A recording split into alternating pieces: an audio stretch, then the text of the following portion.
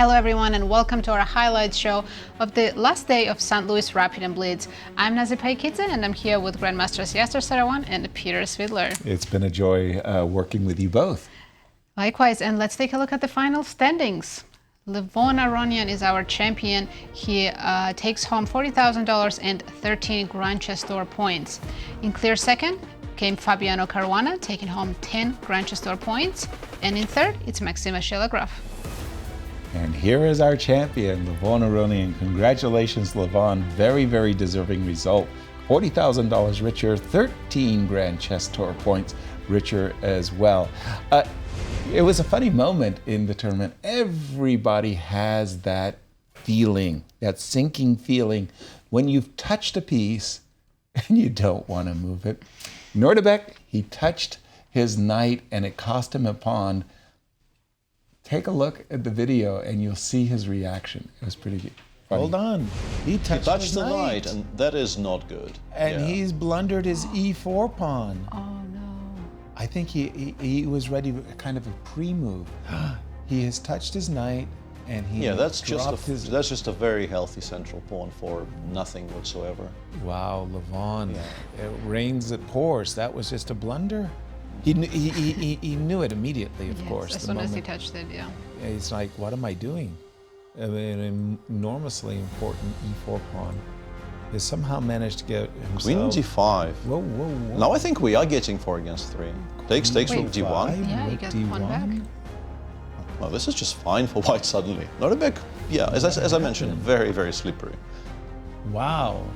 And he kind of made it look easy. Yeah. He did. Like, I have to learn how to do that. that. Yeah, me too. How do you do that? You blunder a pawn and then you draw a 2800 like there's no problem? He'd put it on f5. There's absolutely a little bit of a push going on. He still has a chance to win this, but he has 10 seconds, so he might... Okay, he's taking the draw. I think that's the repetition. And then Nordebek is like, dude, I gave you a pawn for nothing. Where are we going? But immediately, Peter, Levon righted the ship. Absolutely, yeah. He began quietly. He was taking draws when they were available, knowing that a solid they will probably get him to the desired first place in the tournament. But he also was absolutely playing for a win when the opportunity presented itself. And for instance, in the very next round, he played a very interesting pawn sacrifice in an opening against Dominguez and ended up winning a very dramatic game. Let's take a look.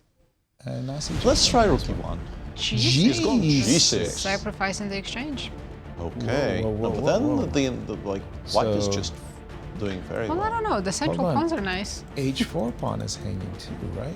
Yeah, getting what rid am of I that getting? bishop makes sense. It was a very annoying bishop on h6. Levon is He's in using deep think. all of his precious clock. He still has more than exactly 1 extra minute. So. But let's say queen f6. Okay, he has gone queen f6. Something to be said for a5. What? What happened? Did he I flag? guess he did lose on Oh, time. he flagged. And I was Levon about to wins. say. And another key game was between Fabi and Levon. At the time, Levon already had a big lead, 2 or 3 points, but it was Fabi's last chance to win, take down the leader, and have some chances for the first place. But Levon played a fantastic game. He won 1 pawn, then 2 pawns, completely outplayed Fabi, didn't give him a chance. Take a look. Now, remember everybody, we're watching players 1 and 2 in the tournament, but it's Levon with the 2.5 point lead going into this round 14 over Fabi and doing very well currently. Yeah, Fabi desperate for the win, but it's a pawn down, and well, I think he needs to figure out, can he hold the game actually? He needs a miracle to hold this. He's down on the Knight clock as F5. well, 20 seconds. Six. And now it has improved a lot. But Fabi didn't play the best move. Wow, it was bishop d8 when he played rook a5. That was a blunder. Levon blundered, but Fabi missed it when he took on a5. Yes. Yeah. And he was completely... White was better after It's that. so difficult to play on 3 seconds for like 25 moves Yes, straight. yes. Mistakes do Exactly. creep in. By the No, way, knight- c1 equals queen? Oh, why? Knight b5. Sorry. Yeah, this is c1 just equals queen. C1 equals queen. That's a queen. Yes, That's a girl. That finishes. Wow, Levon defeats his closest rival. That probably seals it, honestly. It was indeed a girl, but it was in round 16 that Levon clinched victory. He was playing against MVL. He needed to draw. Played very, very solid game as black. MVL tried, but could not succeed. Have a look at our video. And again, MVL just like probing around, poking here and looking over there. Queen A4. He was also looking back to see how Fabi's doing. Oh, really? He's keeping an eye on what's the fight for second look Exactly. like? Okay, I here think we go. we're gonna This is have a going draw to see here. a draw. Handshake. And Because it serves both purposes. And Absolutely. Levon, congratulations. he I'm going to becomes go the champion to already. Yeah, 3 I'm going to go to rounds. Fabi Wesley. And they, Yeah. And finally, there it is. There's your champion. With 2 rounds to go and entirely untroubled throughout today, yesterday basically decided the tournament for us. let's take a look at the current city standings after that finish.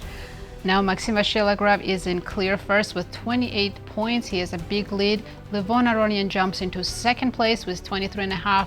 Ali Reza remains in top 4, and Fabi joins them with 20.5. And it's all about the upcoming Sinkfield Cup. As you can see, that fight for the GCT playoffs. Top 4 players go on to Sao Paulo, Brazil. So come and join us here in St. Louis for the 2025 Sinkfield Cup. And who is going to qualify? Thank It's you going to be everyone very for watching. exciting. Yes. And we'll see you soon for Sinkfield Cup. Good night from St. Louis. See you.